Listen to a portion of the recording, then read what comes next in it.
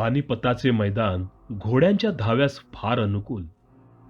हे मैदान इतके सपाट की 10-10 कोसात वीतभर सुद्धा उंचवटा नाही किंवा वीतभर खोल नालाही नाही. शिवाय येथील जमीन पांढरी असून ज्याप्रमाणे काळ्या जमिनीत मोठमोठाल्या फटी किंवा लहान भगदाडे असतात त्याप्रमाणे यात नसतात. यामुळे घोडेस्वारास घोड्यास पाहिजे तशी पट्टी देण्यास मुळीच भीती वाटत नाही. सारांश: पानिपतासारखे मैदान आणि शिंद्यांचे स्वार धावा करणार, मग काय उशीर. कोस दीड कोसांचे अंतर हा म्हणता तोडून पाहता पाहता जनकोजी आणि त्यांचे ते शूर स्वार नजीब खानाच्या फौजेवर जाऊन आदळले. घनघोर संग्राम करून नजीब खानाचे सैन्य त्यांनी मागे परतवले. इकडून शहापसंत खानाकडून गोळी सुटतच होती. त्यामुळे जनकोजीचे सुमारे 1000-1500 माणूस या लढाईत ठार झाले. पण त्याची पर्वा न करता तो राजपुत्र जिकडे जरीपटक्याजवळ भाऊसाहेबांवर गिलच्यांचा मारा पडला होता तिकडे धावला आणि पुन्हा एकदा पहिल्यासारखा उठाव करून त्याने गिलच्यांवर घोडे घातले. त्यांना क्षणभरात दे माय धरणीत ठाय करून सोडले. गिलचेही कच खाऊन अर्धा कोस मागे हटले. याप्रमाणे अद्वितीय पराक्रम करून जनकोजी भाऊसाहेबांजवळ पोचले. तेव्हा त्यांनी हाताच्या इशाऱ्याने त्या शाबासकी दिली. भाऊसाहेबांचा चेहरा लाल झाला असून धुळीने माखला होता. ते घोड्यावर स्वार असून त्यांच्या हातात तलवार होती आणि ती तलवार रक्ताने इतकी माखली होती की ती अजिबात चमकत नव्हती. त्यांच्या रुंद छातीवर अंगरख्याच्या आतून चिलखत होते. त्यामुळे जरी त्यावर शेकडो तलवारी पडल्या होत्या किंवा भाल्याची टोके घुसली होती तरी त्यास म्हणण्यासारखी इजा झाली नव्हती.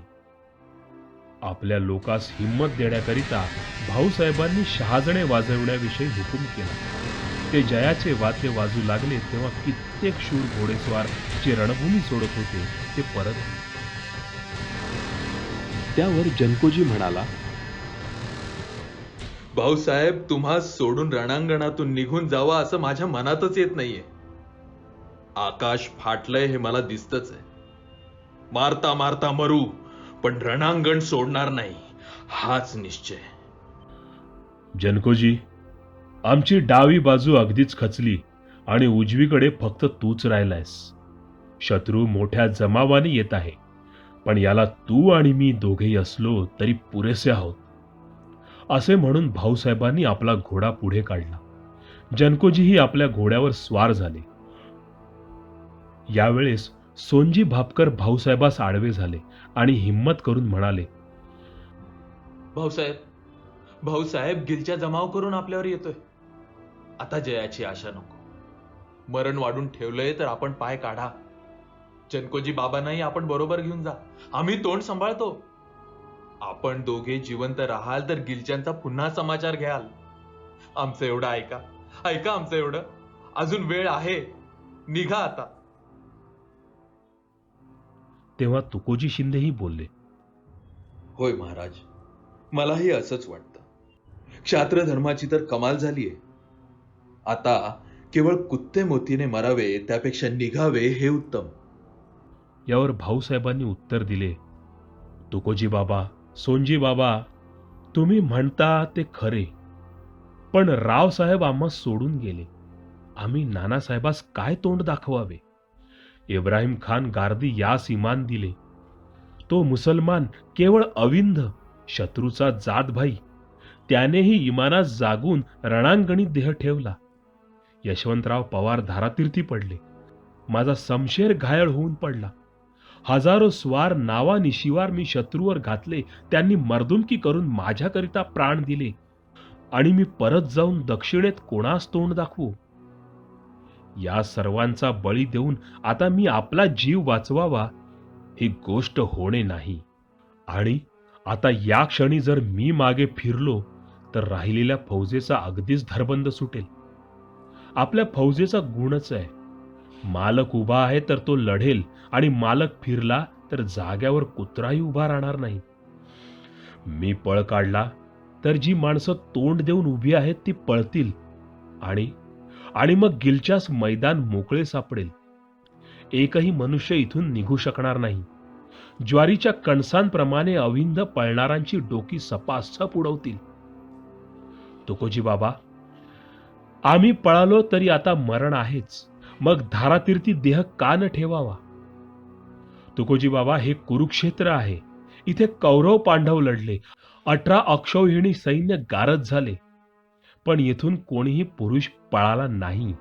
या पुण्यक्षेत्रात युद्धात समोर घाव खाऊन मरावे यासारखे महद्भाग्य कोणते? हे निर्वाणीचे शब्द ऐकताच तुकोजींनी आवेशाने घोडा पुढे घातला. गिलच्यांचे तोंड लागतच होते. क्षात्र धर्माची कमाल करून तुकोजींनी घाव केला. तोच अकस्मात गोळी लागून घोड्याखाली आले. हे पाहून भाऊसाहेबांनी त्वेषास येऊन हाणा मारा म्हणत घोडा घातला. तेव्हा एकदम हुजरातीने आणि शिंद्यांच्या फौजेने गिलच्यांवर तुटून प्राणांतिक मारा केला. शिंद्यांसमोर असलेली शहापसंद खानाची दुराणी फौज एकंदर कमी दमलेली होती.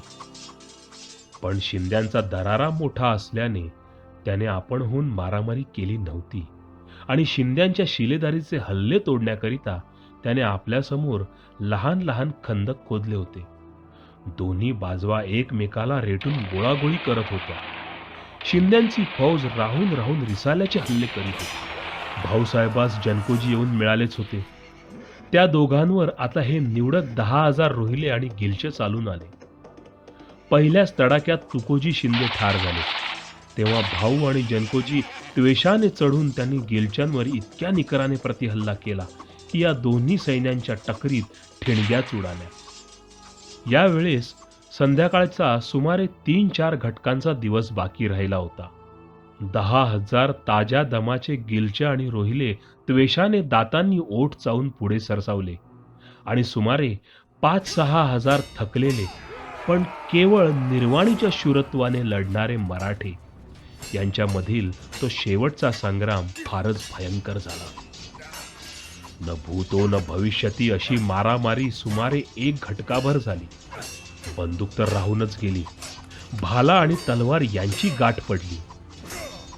भाऊसाहेब आणि जनकोजी यांनी लढण्याची शिकस्त केली. स्वतः वार करीत होते आणि तोंडाने हाणा मारा म्हणत प्रोत्साहन देत होते. कंठातून आवाज निघेना झाला तेव्हा हाताने इशारा करू लागले. मराठे आणि गिलचे यांच्या एक झालेल्या गर्दीत हर हर महादेव आणि अल्लाहू अकबर या आरोळ्यांशिवाय काहीही ऐकू येत नव्हते. मराठ्यांच्या जरी पटक्याचे निशाण हत्तीवर होते, त्या हत्तीवर शेकडो वार पडले. माहूत पक्क्या इमानाचा आणि मजबूत धड्याचा होता. तो स्वतः वार खाऊन हत्ती होता होईल तो भाऊसाहेबांच्या जवळ रोखून ठेवीत होता. अकस्मात गोळी लागून तो ठार झाला आणि खाली पडला. तेव्हा हत्तीचा पाय टिकेनासा झाला. तो मागे फिरला. इतक्यात निशाणवाल्यांनी निशाण काढून घोड्यावर घेतले आणि फौजेच्या मध्ये चालवले.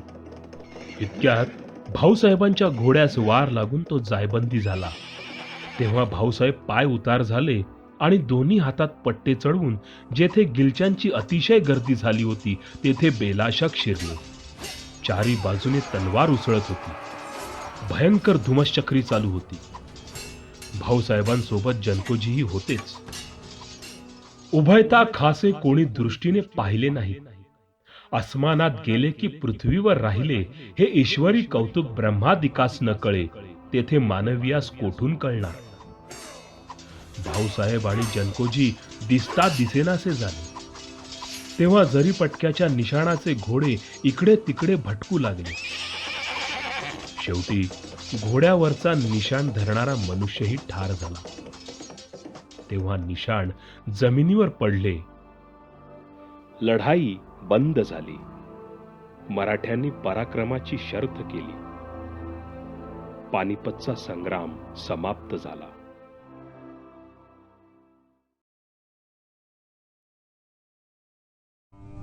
2 मोते गळाली. 27 मोहरा हरपल्या. लाख बांगडी फुटली. चिल्लर खुर्दा तर अगणित जाहला. पानिपतच्या युद्धात मराठ्यांची एक अख्खी पिढी कापली गेली.